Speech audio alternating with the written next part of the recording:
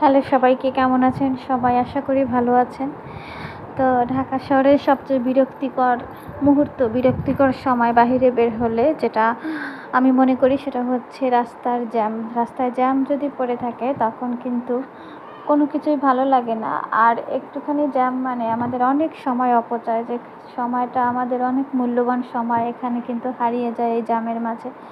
তো জ্যাম ঠেলে ওইদিন গেলাম কল্যাণপুরে আমার ছোটো বোনের হোস্টেলে।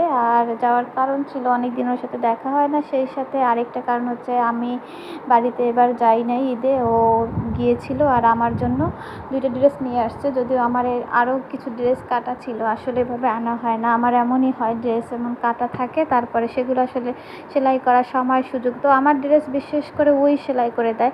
তো এই দেখেন, ও আমার ড্রেসের সাথে আবার একটা বেডশিট নিয়ে আসছে আমার জন্য, সিঙ্গেল একটা, যেহেতু মানে বললো যে আমার ড্রয়িং রুমে এটা সিঙ্গেল বেডশিট আছে। তো যখন অতিথি আসে সাধারণত সেখানে থাকে, তাই ড্রয়িং রুমে এই সিঙ্গেল বেডশিটটা ভালো লাগবে। আর এটা বাটিকের বেডশিট আমার ভীষণ পছন্দ। তো ড্রেসগুলো আমি দেখলাম যে কেমন আসলে সুন্দর হয়েছে। আর এই যে ড্রেসটা যে আমার হাতে এখন দেখতে পাচ্ছেন, এটা জর্জেটের। আর এই জর্জেটের এই যে ড্রেসটা, এটা আমি কিন্তু বানিয়েছি একটা ওড়না দিয়ে। তো ওড়না দিয়ে ওভাবে ওকে বলেছি, ওভাবেই ও বানিয়ে এনেছে।